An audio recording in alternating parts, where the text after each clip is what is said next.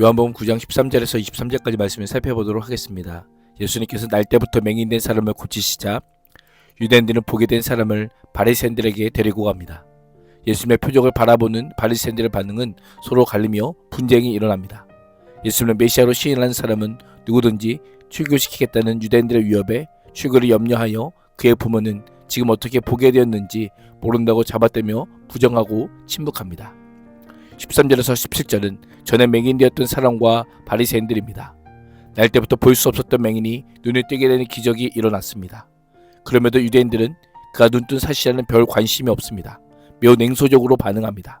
한 사람이 저주 같은 삶에서 벗어나 세상의 빛을 보게 되어 새로운 삶을 살게 되었지만 어느 누구도 환영이나 축하하지 않습니다. 누가 했느냐며 추궁하기에 바쁩니다. 고침받은 맹인과 대화하던 사람들은 그를 바리새인들로 데리고 갑니다. 데려가다라고 한 표현은 데려가다, 인도하다라는 뜻 외에도 잡아가다, 체포하다라는 의미가 있습니다. 고침을 받은 자의 말은 듣지도 않고 거의 반강제적으로 데려갔던 것입니다. 예수님께서 진흙을 이겨 눈을 뜨게 하신 날이 안식일이었기 때문입니다. 안식일법에 따르면 안식일은 노동이 금지되었고 타인에게 노동을 시켜서도 안 되었습니다. 당시 안식일에는 39종류의 금지 규정이 있었습니다.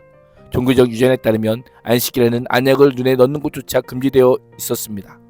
침 뱉는 행위는 노동에 해당되지 않는다 하더라도 진흙을 이기는 것은 반죽행위이기에 명백한 노동입니다. 안식일에 병을 고치는 것은 안식일법 위반이기에 바리새인의 입장에서는 예수님이 명백한 범법자요 죄인임을 스스로 나타내는 분명한 증거가 되었던 것입니다. 맹인은 태어나서 처음으로 하나님께서 창조하신 세계를 자신의 눈으로 보고 있었습니다. 세상에 비치신 예수님으로 인해 세상의 아름다움을 그 눈에 담고 있었습니다. 그러나 유대인들은 한 영혼의 자유나 구원, 행복 따위에는 전혀 관심이 없습니다. 오직 종교적 계율과 호기심만 가질 뿐입니다. 안식일 율법에 대한 랍비들의 전통적인 해석을 예수님께서 모르셨을까요? 분명 아셨을 것입니다. 그럼에도 안식일의 진리를 이겨 바르신 이유는 무엇일까요? 유대인들의 안식일법과 그에 대해 정면으로 도전하기 위함입니다.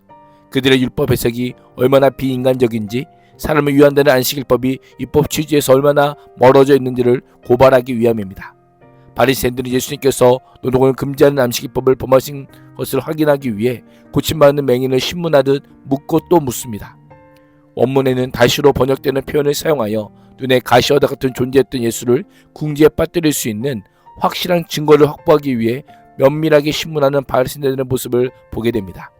어떻게 다시 보게 되었느냐는 질문에 고침받은 자는 그가 진흙 반죽을 내 눈에 바르매 내가 씻고 보나이다 라고 하며 가감없이 진술합니다.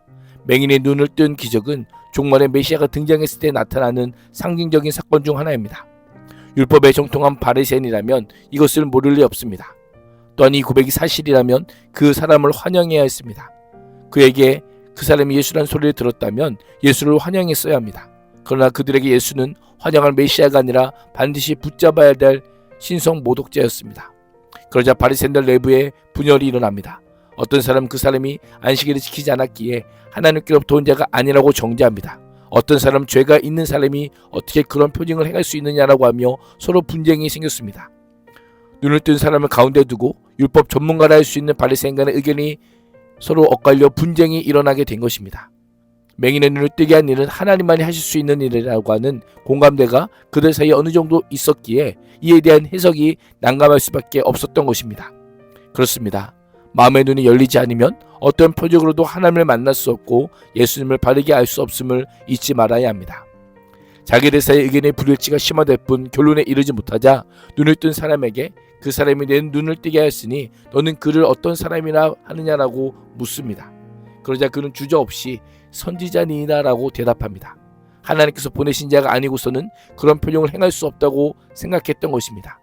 처음에는 예수라 하는 그 사람으로 고백했던 그가 이제는 선지자로 고백합니다. 당시 억압적인 분위기 속에서도 자신의 믿음과 소신을 떳떳하게 밝히고 있습니다. 바리새인들의 눈은 점점 어두워져 가지만 맹인의 영의 눈은 점점 밝아지고 있습니다. 예수님의 하나님의 아들 되심과 메시아 되심에 대한 고백은 아니지만 예수님에 대한 인식이 점점 선명해지고 있습니다.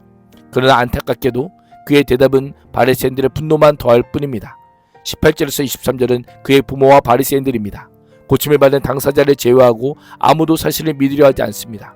그들은 그가 나면서부터 맹인이었던 것은 주변의 많은 사람들이 이미 알고 있었고 당사자가 눈을 뜬 채 버젓이 그들 앞에 있음에도 믿지 않습니다. 믿지 않는 자들이 자신들이 옳다라는 것을 증명할 방법은 단 하나입니다. 눈이 떴다고 말하는 그가 처음부터 맹인이 아니었다고 우기는 것뿐입니다. 급기야 고침받은 맹인의 부모를 소환하여 신문합니다.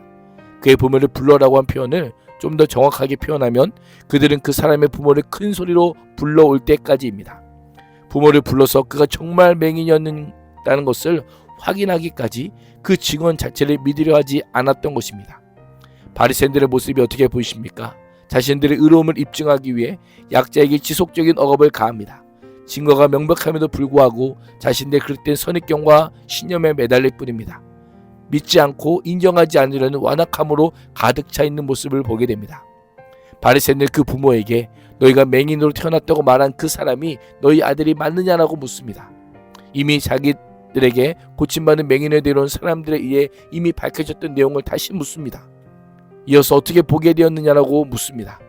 순수한 의도에서 정보를 얻고자 하는 질문이 아니라 자신들의 의도에 말려들게 하여 자신들에게 유리한 진술하게 하려는 의도가 담긴 질문입니다. 너희들 말대로 그가 맹인이었다면 지금 어떻게 볼 수 있겠느냐? 너희가 거짓말을 하고 있는 것이 분명하다라고 한 의도로 몰아붙이고 있는 것입니다. 고친 것이 사실이라 하더라도 안식일에 예수님이 안식일법 위반한 사실을 다시 이야기하니까 하므로 예수님의 죄인됨을 부각시키고자 합니다. 그러자 맹인이었던 자의 부모가 그가 우리 아들인 것과 맹인으로 태어난 것은 알지만 지금 어떻게 보게 되었는지 누가 그의 눈을 뜨게 했는지 난 알지 못한다라고 합니다. 다 큰 사람이니 그에게 물어보시오. 그가 자기 일을 이야기할 것이다 라고 하며 떠넘기고 있습니다. 부모 모습이 어떻게 보이십니까? 얼핏 보기에 자식을 옹호하지 않는 약간 비겁한 모습처럼 보입니다. 그러나 자세히 보면 질문에 맞는 답입니다. 모두 사실만 말했습니다. 그러나 22절은 맹인의 부모가 출교당할 것이 두려워 아들이 친자인 것만 말해주고 아들에게 벌어진 믿기지 않은 일에 대한 언급이나 예수님에 대한 평가는 아들에게서 직접 듣도록 넘기고 있습니다. 바리새인들의 태도와 크게 다르지 않습니다. 출교란 문자적으로 회당에서의 추방을 의미합니다. 회당에서의 추방은 곧 유대인 공동체 사회에서 추방을 의미합니다. 부모는 자신의 아내가 걱정된 나머지 예수님을 증거할 수 있는 절호의 기회를 놓치고 말았습니다. 예수님께 감사하는 마음은 없지 않겠지만 자신의 전부를 걸 만큼 예수님을 알거나 경외하지는 않았던 것입니다. 오늘 본문에는 영적 맹인 바리새인, 영의 눈이 밝아져가는 눈뜬 맹인, 두려움에 어두워진 부모의 마음을 보게 됩니다. 우리는 어느 자리에 있습니까? 영적으로 눈이 밝은 제자로 살아갈 수 있기를 주님의 이름으로 축복합니다. 기도하겠습니다. 하나님, 우리의 눈을 열어 주를 보게 하여 주옵소서. 눈을 열어 주를 따르게 하여 주옵소서. 예수님의 이름으로 기도합니다. 아멘.